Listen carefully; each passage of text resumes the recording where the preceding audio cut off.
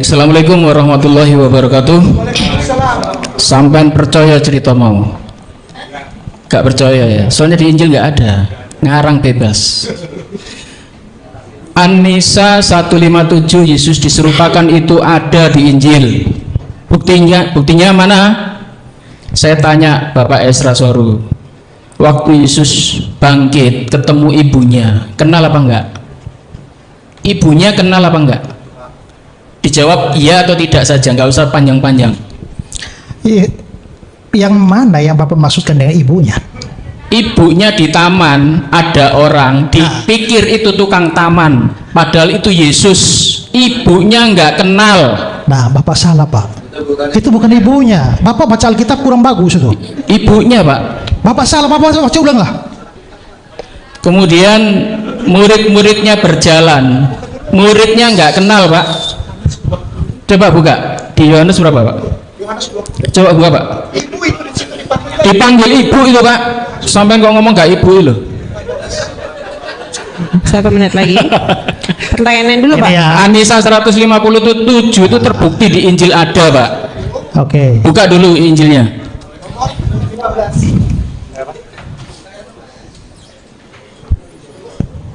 Silakan buktikan. Yohanes berapa? 20? Ya. 20:15.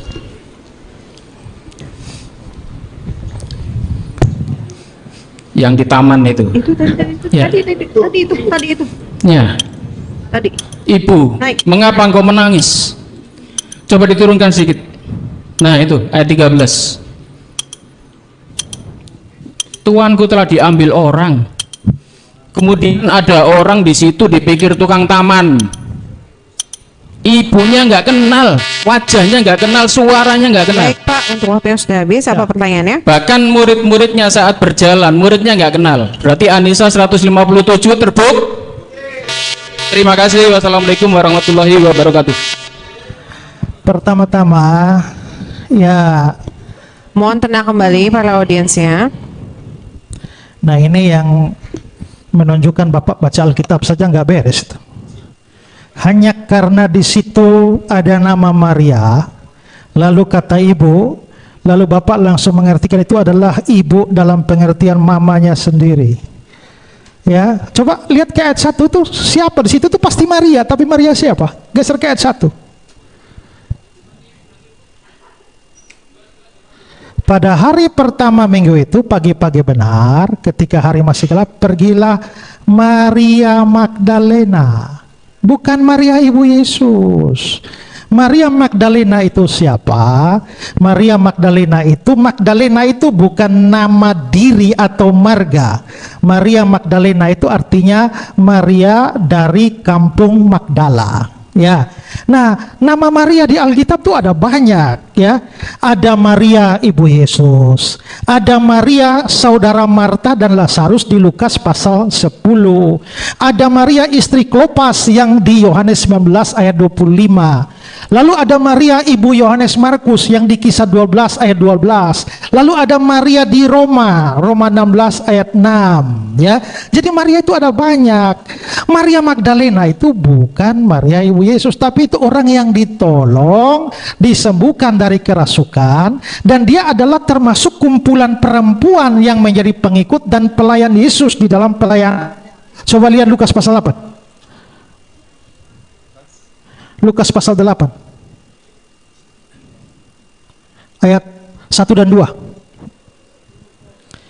Tidak lama sesudah itu Yesus berjalan berkeliling dari kota ke kota, dari desa ke desa, memberitakan Injil Kerajaan Allah. Ke-12 muridnya bersama-sama dengan dia, dan juga beberapa perempuan yang telah disembuhkan dari roh-roh jahat dan berbagai penyakit, yaitu Maria yang disebut Magdalena yang telah dibebaskan dari 7 roh jahat. Kalau Maria Magdalena ini mamanya Yesus, kapan mamanya Yesus kerasukan 7 roh jahat? Jadi ini bukan problem pada saya, ini problem pada saudara baca Alkitab tidak jelas itu.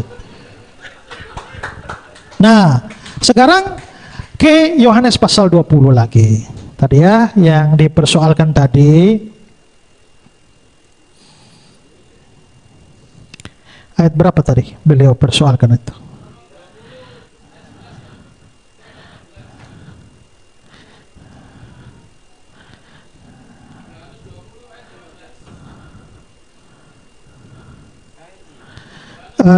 Ya, hai ibu, mengapa engkau menangis? Begitu beliau baca ibu di sini langsung ini pasti mamanya.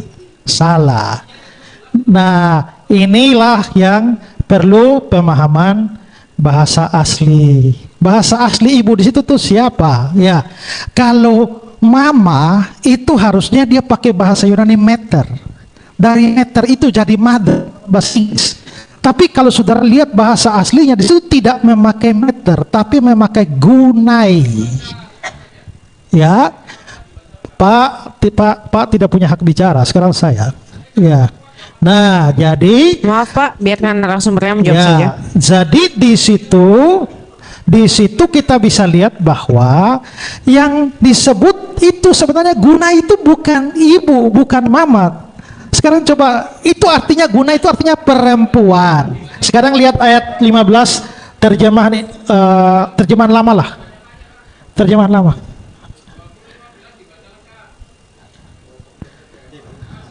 Alkitab ini. Terjemahan lama. Persis di bawah nih. Ya.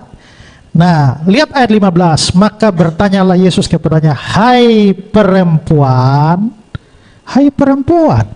Jadi kita bisa melihat bahwa memang itu bukan mama. Jadi pertama saudara sudah salah.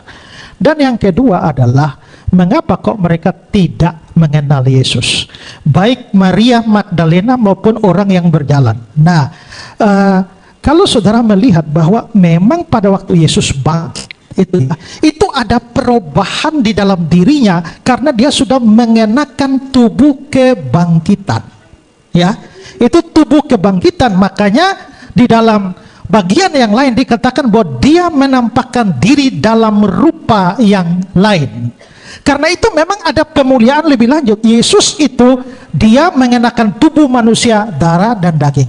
Tapi pada waktu dia dibangkitkan, sekarang coba lihat Pak, Filipi pasal 3. Filipi pasal 3 ayat yang ke-21. Ayat 20-21. Filipi 3, 20-21. Ya. 20-21. Tetapi tanah air kita ada di surga, dan dari sana kita juga menantikan juru selamat, yaitu Tuhan Yesus Kristus, yang akan mengubahkan rupa tubuh kita yang hina ini menjadi serupa dengan tubuhnya yang mulia. Jadi memang ada perubahan atau pemuliaan lebih lanjut kepada tubuh Yesus setelah bangkit. Karena itu kalau dia sedikit untuk sementara waktu tidak dikenali, itu hal yang wajar. Tapi poinnya tetap ada. Karena apa? Karena Bapak boleh pertanyakan, kok kenapa Maria Magdalena tidak mengenal? Tapi coba baca cerita sebelumnya dan sesudahnya. Bukankah itu tetap berbicara soal kematian dan kebangkitan? Karena itu sebenarnya penyamaan Al-Quran dengan fakta ini itu sangat tidak cocok, Pak. Supaya Pak tahu bahwa sebenarnya ada dokumen yang lebih cocok dengan Al-Quran Bapak itu. Ya, itu adalah sejumlah tulisan dalam koleksi Nag Hammadi oleh seorang dan juga pemahaman seorang namanya Basilides, yang itu dianggap sebagai dokumen gnostik dan dongeng-dongeng yang muncul dalam gnostik, dan itulah yang mirip dengan Al-Quran Bapak, bukan Injil Yohanes. Ya, selesai, pas.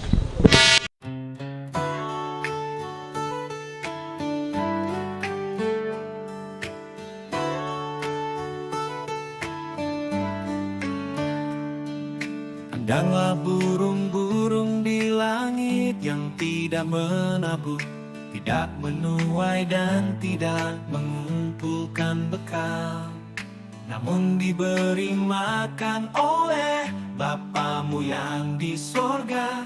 Bukankah kamu jauh melebihi burung-burung itu? Sebab itu janganlah kamu khawatir akan hari besok, karena hari besok mempunyai kesusahannya sendiri. Kesusahan sehari cukup cukuplah untuk sehari.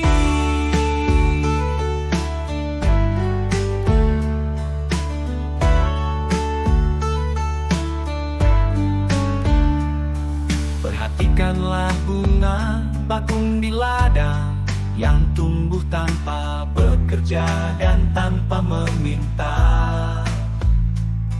Jika demikian Tuhan mendandani rumput di ladang, tidakkah Ia akan terlebih lagi mendandani kamu?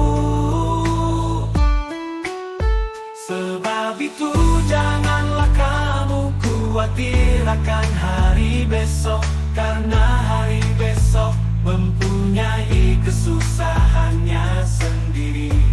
Kesusahan sehari cukuplah untuk sehari, cukuplah untuk sehari.